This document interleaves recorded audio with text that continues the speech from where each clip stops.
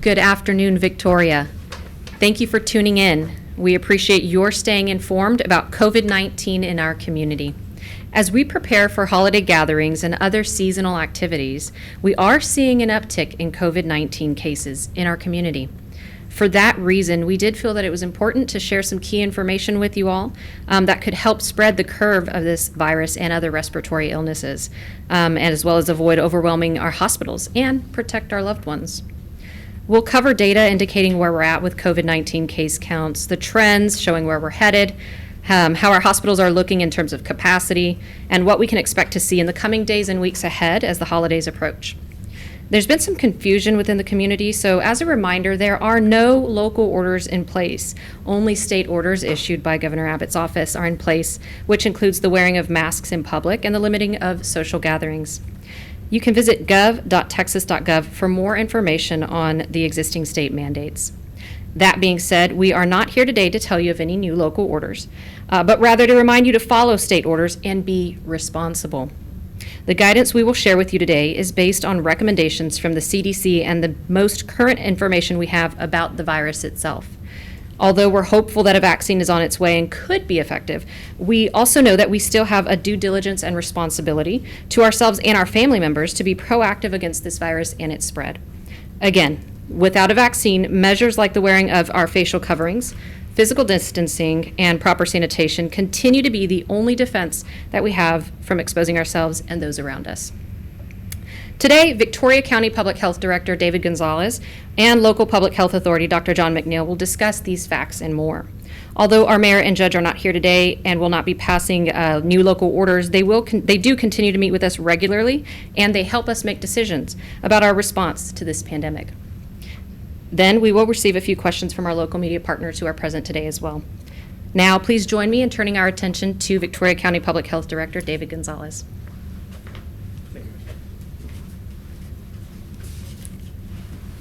Good afternoon. As we see an all-time high case counts across the country and state, we have now progressed to a minimal or moderate community transmission level, which means we have sustained transmission with high likelihood of confirmed exposure within communal settings for potential for a rapid increase in cases. In comparison to September and October, where we were in none to minimal level transmission, so now we've moved up one level since then. One key figure we look at when we're looking at community risk is our 7-day moving average of new cases. So what that means is we look at the past 7 days of a daily case count, we average those out and update them on a daily basis, and that gives us a true picture of that community risk. Currently, that number sits at 25 new cases a day over the past 7 days, which is 4 times higher than it was back in September and October, which is concerning. As you can see up on the graphic that may be posted right now, we were looking back, and even though we have days such as Monday where you see we reported 71 cases, we look at the days before that and leading up to it, and that's where we get our 7-day moving average. As you can see, back in June and July, based on the graphic, that our numbers were nearing 100, which is the exact situation we want to avoid now, because if you recall, at that time, there's a severe strain put on our hospitals and healthcare staff at that time. With that said, the next measure we're going to look at is our 7-day moving average of patients hospitalized in our region with COVID as compared to the total regional hospital capacity. Currently, the number sits at 11%, which is important to know because of the 15% threshold that our governor has determined to be the point at which occupancy limits are lowered to 50% in many business establishments.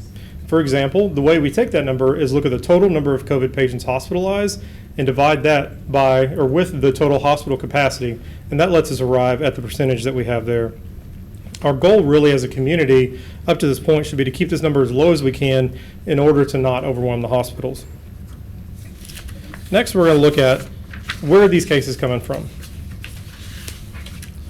So with this graphic, what we're finding out through investigations are the exposures and transmissions are really happening everywhere. There's no one certain location that we can look at that we can really pinpoint the exposure is happening in one setting.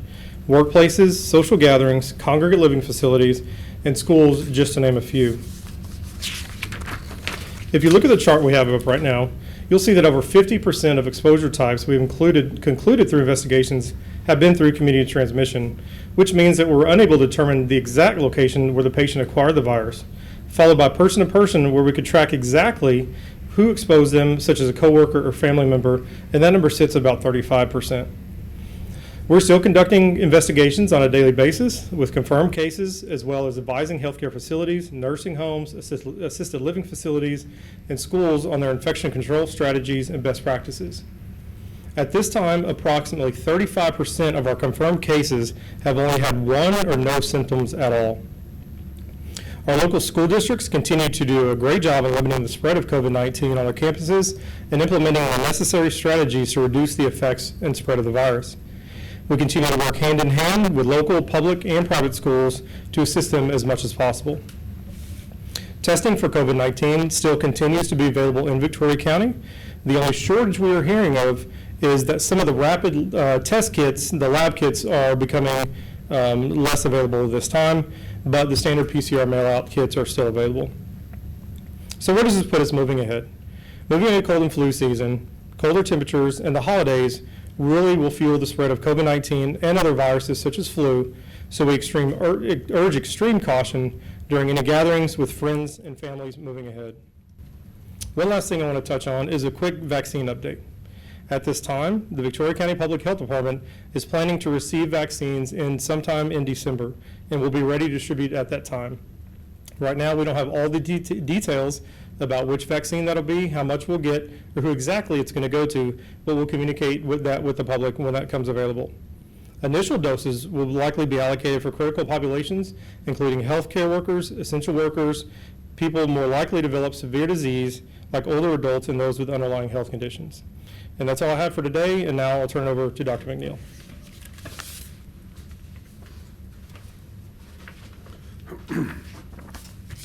Thank you, David, and thank you for having me today. You know, there's just a couple of things that I want to go over, and you'll probably know what they're going to be.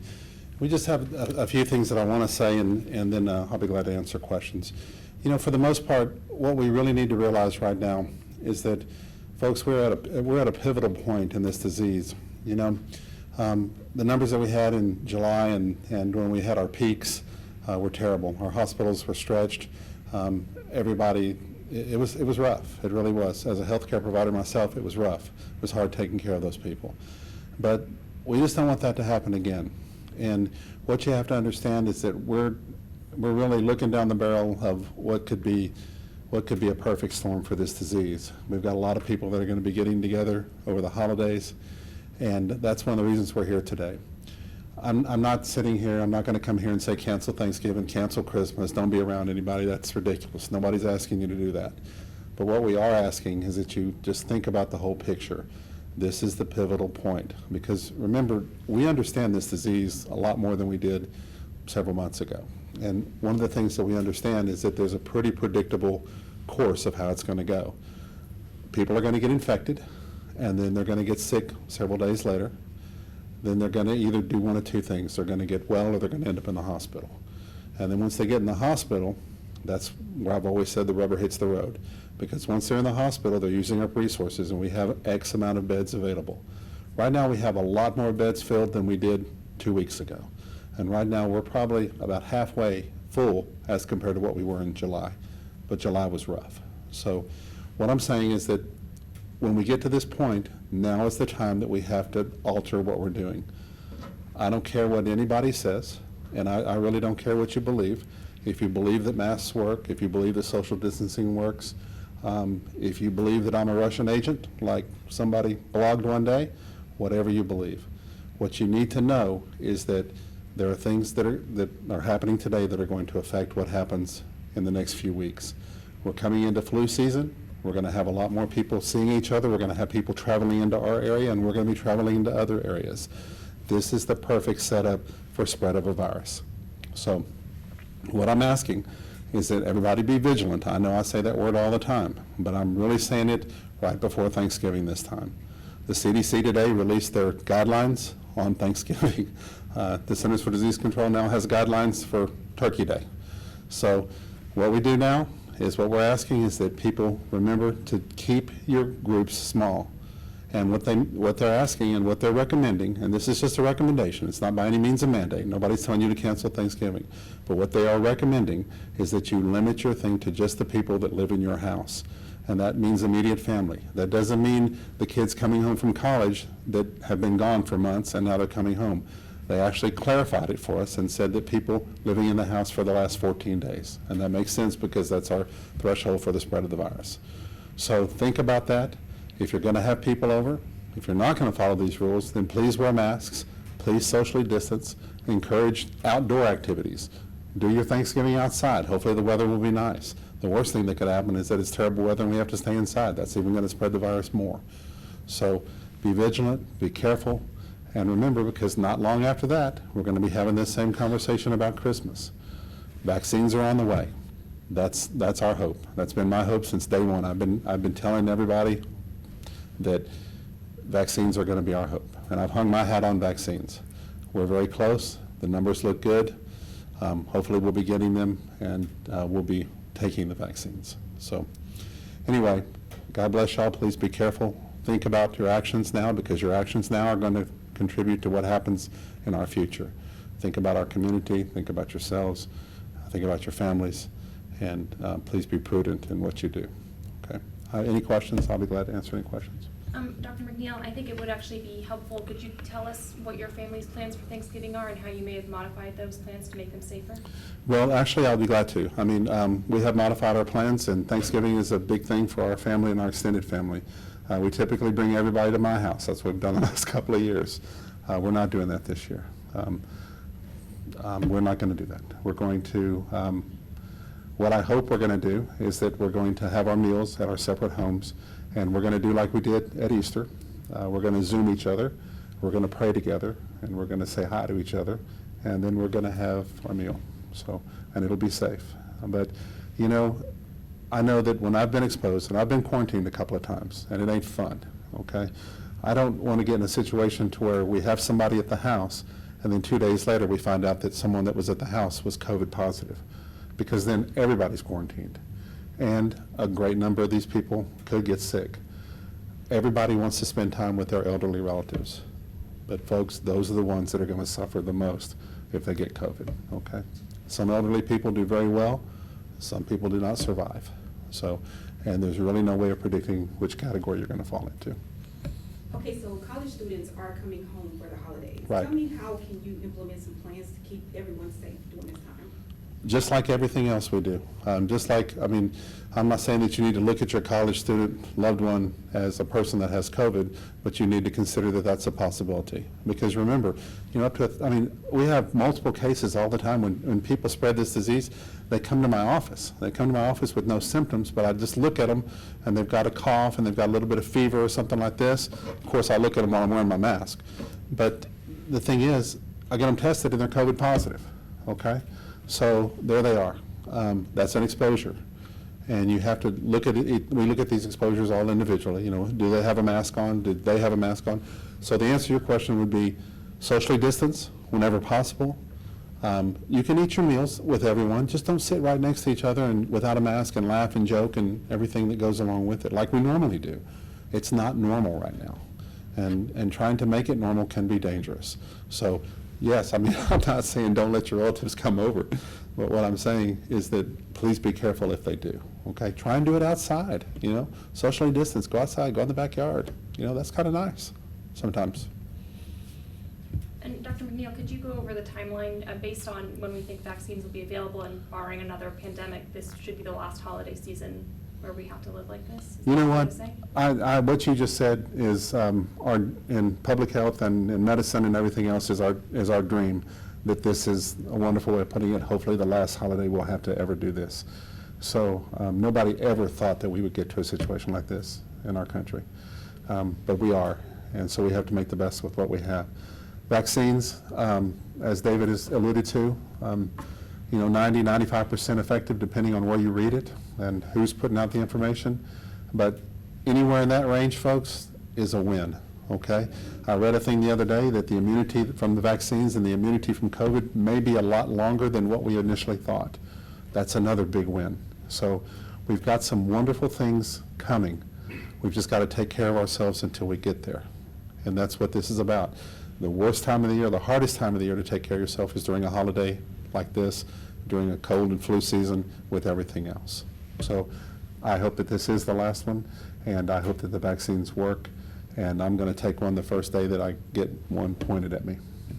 Dr. McNeill, because it's been a while since we've met, could you just brief the public on what we know now about the possibility of the virus to spread via aerosolized particles, and how masks and how ventilation reduce that spread of transmission via aerosolized particles? Well, in the very beginning, of course, we said that masks should be saved for healthcare professionals only and people that are exposed directly to the virus on a regular basis. We know now that it would have been best if everybody had a mask on the entire time. Regardless of what anybody thinks or anybody says, I have people tell me that masks don't work, and I don't even argue with them anymore because the overwhelming data is simple. Masks work and masks help. So you need to wear masks. It's still thought to be spread by droplet theory. We're talking about a lot of stuff with aerosolization. We know that when the virus is aerosolized, it makes it easier for it to travel longer distance. We still have stuck to 6 feet. That's still the standard. And basically social distancing and masks, and that message has really not changed. And since the last time we were here, there's not been very much change. Do you know of any change in that, David? No, just besides a recent study put out by CDC that supports the use of cloth-based equipment. Yes, that's right. Right. Okay. So you mentioned it's flu season and COVID-19 as well. Do we have or do we know if the flu shot will kind of affect the COVID-19 shot? Will there be like any issues with having both of those shots at the same time? There's no data that indicates that there would be any problem between receiving a flu shot and a COVID shot. Currently, other vaccinations, my goal or my thought for a good idea would be that maybe next year we get our flu shot and our COVID shot in the same injection. I don't know if that's even possible. I don't know the data on that, but I do know that you can certainly take them both. I've had my flu shot, of course, and I'm certainly getting a COVID vaccination. And I'm glad you asked about the flu because I believe since the get-go that these would help with the flu. And knock on wood here, we haven't had a whole lot of penetration of influenza virus this year. Now, sometimes it comes late in December and January, but so far the numbers are pretty low in the amount of flu that we're seeing. And that's wonderful. That's wonderful. And Dr. McNeill or David, could you just address kind of if we do see an uptick in cases like we saw in June, July, August, kind of how the landscape is different now that the whole nation is experiencing an uptick and it might be harder for us to get resources to this community should we need them? I think we can both talk about that, but I can tell you from a healthcare standpoint that, before, one of the things that happened with this virus, that if there was anything good that happened with this virus, it was that it was localized and the severe outbreaks were localized in certain areas. And so, New York had it, moved down south a little bit, and then went here and went maybe a little east and west, maybe Florida, and then it came to Texas, okay? Well, we got a lot of resources from other areas. And we got people that specifically nurses and doctors and professionals and respiratory therapists that came down and helped us with our outbreak. Well, these were people that had already been to New York or had already been to New Jersey or had been to Chicago, had been to Florida. These people all came down and they came down here and helped. This stuff is everywhere right now. I mean, the West is inundated. I mean, as compared to before. There was very little penetration in Montana and Wyoming and Utah and those areas. Those areas have a lot of patients now, and so those resources from a nationwide standpoint have been strained. So we're doing the best we can with what we have, but we don't have the deep resources available on a nationwide basis that we did before. Do you agree, David? Is that pretty much? Yeah, and one thing we're able to do in the past few months when it has slowed down is able to acquire some of those additional resources, such as testing kits here with the different labs and healthcare sector.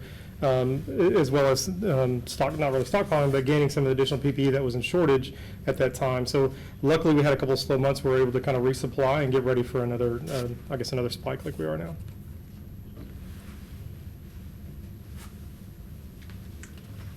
Is that Any it? more questions? No? Okay. Thank you, Dr. No, Thank you, David. I want to thank you all, too, for viewing and media for always doing a great job at covering this topic. To recap today's briefing, we're seeing an uptick in COVID-19 case counts in Victoria County. David mentioned we were at a minimal community transmission, and now we're at moderate community transmission. So that's definitely something for us to be monitoring and be mindful of. Our hospital's capacity of COVID-19 patients are nearing the governor's 15% threshold. They're currently at 11%. So we do need to keep monitoring that local flu and COVID-19 case count to help ensure our local hospital's capacity is not overwhelmed. Another reminder is don't let the signs of a vaccine on the horizon let us put our guard down entirely. Be vigilant, be responsible over the holidays.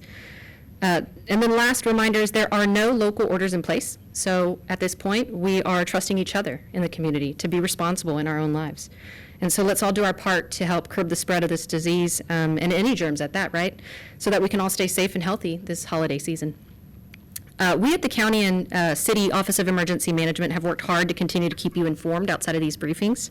This includes through our partnership with local media agencies who have done a great job working with us to get information covering COVID-19 updates in our community. We've also continued to relay important information through our social media channels and websites, so we'll continue to do so in between these press briefings. In addition, our city and county officials have continued to meet with our public health department, Dr. McNeill, and others on a regular basis to exchange local information, resources, and discuss appropriate responses to this pandemic. We all do work very closely to ensure that you're informed and prepared during this pandemic. For updated information, follow our Victoria County Public Health Department's Facebook page. And last, thanks for tuning in and for being informed residents. Until next time, remember to help curb the spread of germs while having a happy and safe holidays with your loved ones. Take care.